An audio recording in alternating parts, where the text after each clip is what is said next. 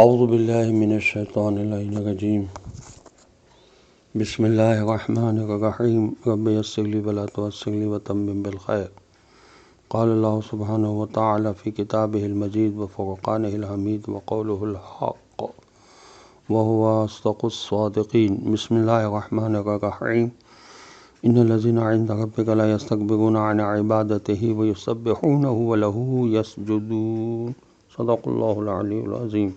السلام علیکم ورحمۃ اللہ وبرکاتہ۔ اللہ تبارک و تعالیٰ کا شکر ہے کہ سورہ اعراف کی 206 نمبر کی آخری آیت ہے جو اس سورہ کی تلاوت کا شرف حاصل کیا میں نے۔ اس کا ترجمہ یہ ہے کہ در حقیقت جو فرشتے تمہارے پالنے والے مالک کے نزدیک ہیں، مقربین ہیں، وہ کبھی اس کی بندگی سے تکبر نہیں کرتے اور اسی کی تسبیح یعنی پاکی بیان کرتے رہتے ہیں اور اسی کے آگے سجدے میں جھکے رہتے ہیں۔ یہاں پر سجدہ مستحب ہے۔ ذکر خدا کا حکم ہے آیت میں کہ جو تمہارے پالنے والے مالک کے نزدیک ہیں سے مراد فرشتے ہیں۔ تفسیر مجموع البیان میں لکھا ہے قرآن مجید کا پہلا سجدہ یہ ہے جہاں سجدے کا حکم دیا گیا ہے، مگر فقہ اہل بیت علیہم السلام میں یہاں سجدہ واجب نہیں ہے، یہ تفسیر تبیان میں لکھا ہوا ہے۔ قرآن میں 15 سجدے ہیں جن میں سے 4 واجب ہیں اور 11 مستحب ہیں۔ واجب سجدے سورہ حم میم سجدہ میں الف لام میم سجدہ، دوسرا سورہ حم میم سجدہ، تیسرا سورہ نجم اور چوتھا سورہ اقرا سورہ علق۔ یہ 4 سوروں میں سجدے جو ہیں یہ واجب ہیں اور باقی سب مستحب ہیں۔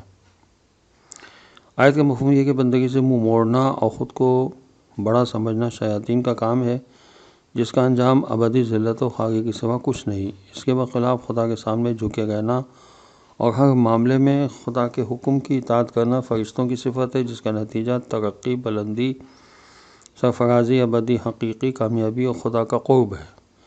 اگر تم یہ حقیقی کامیابی چاہتے ہو تو شیطان کے بجائے فرشتوں کا طرز عمل اختیار کرو، یعنی خدا کی مکمل اطاعت والی زندگی اختیار کرو جو انکساری کی زندگی ہے۔ خدا کی تسبیح پڑھو، یعنی خدا کو بے عیب یا ہر نقص سے پاک سمجھو، اس کو لا شریک بے مثل مانو۔ تسبیح پڑھنا بھی فرشتوں کی صفت ہے جو خدا کی معرفت کا نتیجہ ہے۔ تفہیم القرآن میں لکھا ہے کہ اس مقام پر حکم ہے کہ جو شخص اس آیت کو پڑھے یا سنے وہ سجدہ کرے تاکہ اس کا حال ملائکہ مقربین کے حال کے مطابق ہو جائے۔ جس طرح ساری کائنات اپنے مالک کے سامنے جھکی ہوئی ہے، سجدہ کر کے تم بھی پوری کائنات کے ہم آہنگ ہو جاؤ۔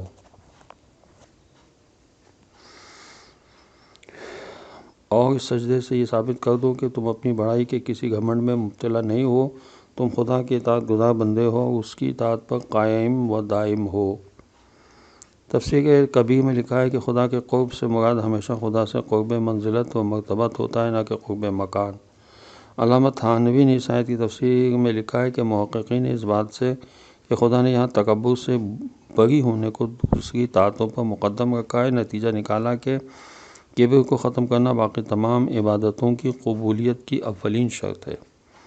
تفسیر کبیر میں یہ بھی لکھا ہے کہ عرفاء نے اس سے یہ نتیجہ نکالا کہ قلب کا عمل اور قلب کی اصلاح اعضاء و جوارح کے اعمال سے افضل و برتر ہے۔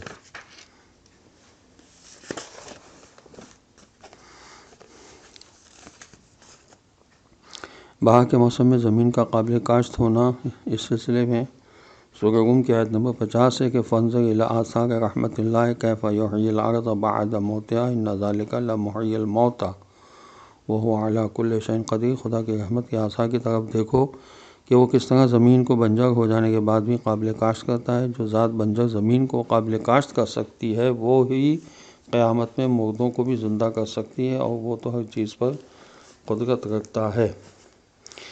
امام علیہ السلام نے بحار الانوار کی جلد 69 صفحہ 409 پر یہ حدیث ہے کہ خیر یہ نہیں ہے کہ تمہارے مال اور اولاد میں فراوانی ہو جائے، بلکہ خیر یہ ہے کہ تمہارے علم و عمل زیادہ اور حلم و بردباری کثرت میں ہو اور تم اپنے پروردگار کی عبادت پر ناز کر سکو۔ اگر اچھا کام کرو تو اللہ کا شکر بجا لاؤ اور اگر کسی برائی کا ارتکاب کرو تو توبہ و استغفار کرو۔ امام حسین علیہ السلام کا ارشاد ہے کہ جس خیر میں کوئی شر نہیں وہ نعمتوں پر شکر اور مصیبتوں پر صبر کرنا ہے۔